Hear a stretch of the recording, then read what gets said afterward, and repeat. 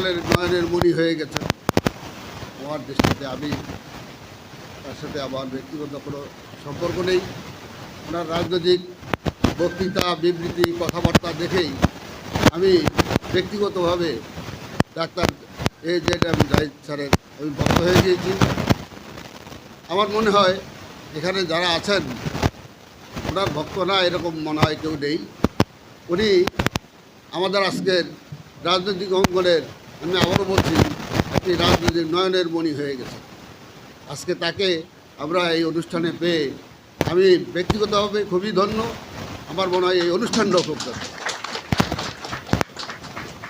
আজকে যে বিষয়টি আলোচনা যে বিষয়ে সেমিনার হচ্ছে, এ বিষয়ে আপনারা অনেক কথা শুনেছেন। আপনারা জানেন যে মানবাধিকার কী। মানবাধিকার হলো মানুষের প্রথমত হলো মৌলিক অধিকার, অন্ন, বস্ত্র, বাসস্থান, শিক্ষা, স্বাস্থ্য। এটাই আমরা এতদিন যে জানতাম যে আমাদের মৌলিক অধিকার। এই মানবাধিকার বা মৌলিক অধিকার আমাদের নিশ্চিত করা একটি সরকারের, যে সরকারের থাকে তার কি দায়িত্ব।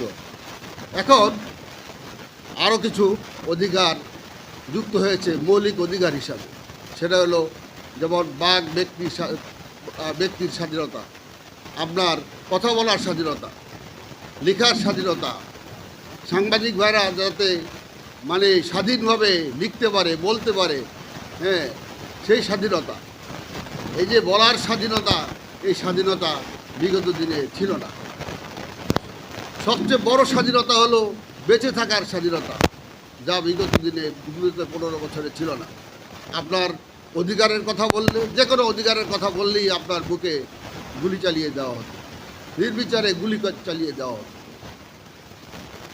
পৃথিবীর সকল মানবাধিকারের সনদে লেখা আছে যে মানুষের সবচেয়ে বড় অধিকার হলো গণতান্ত্রিক অধিকার। সেই অধিকারও আমাদের এদেশে ছিল না। গত 15 বছর আপনারা দেখেছেন যে কোনো রকম গণতান্ত্রিক অধিকার, ভোটের অধিকার, গণতান্ত্রিকভাবে নির্বাচিত কোনো সরকার এদেশে ছিল না। গণতান্ত্রিকভাবে নির্বাচিত সরকার যদি না হয়, তাহলে কোনো পর্যায়ের কোনো অধিকার, কোনো মানবাধিকারই মানুষের নিশ্চিত করা সম্ভব নয়।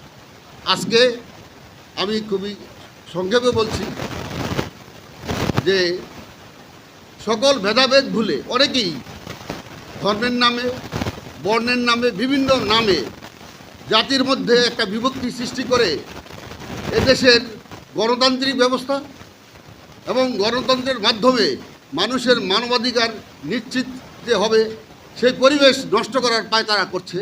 এই ব্যাপারে আমাদের সকলকে সচেতন হতে হবে। আমি কারো নাম উচ্চারণ করছি না, কোনো দলের নাম উচ্চারণ করছি না।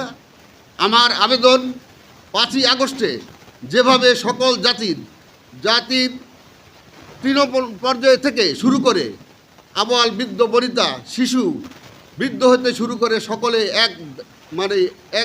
একেবারে সমস্বরে আমরা ঝাঁপিয়ে পড়েছিলাম স্বৈরাচারের বিরুদ্ধে। সেই একইভাবে আবার আমরা ঐক্যবদ্ধভাবে আগামী দিনে এমন একটি নির্বাচন করব যাতে আগামী দিনে কোনো ধরনের মানবাধিকার আর লঙ্ঘিত না হয়, এবং সেটি নিশ্চিত করব আমরা ঐক্যবদ্ধভাবে। এই আহ্বান এবং আবেদন রেখে আমি আমার বক্তব্য শেষ করছি। আসসালামু আলাইকুম। এখন